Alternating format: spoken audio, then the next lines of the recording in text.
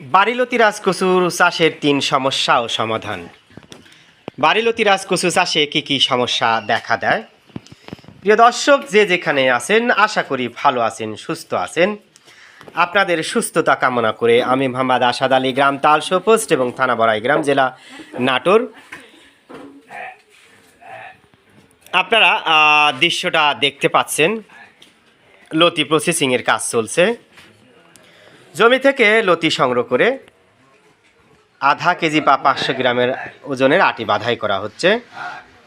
লতি রাজকচু এক চাষে সাধারণত 3 সমস্যা দেখা দেয়। প্রথম সমস্যা লেদা পোকা, দ্বিতীয় সমস্যা গোড়া পচা, তৃতীয় সমস্যা আগাছা।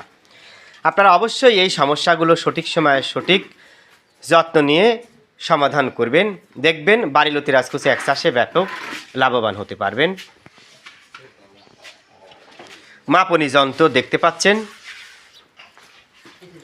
এই দেখেন লতি রাজকচুর লতি, এই দেখেন খুবই মানসম্মত লতি।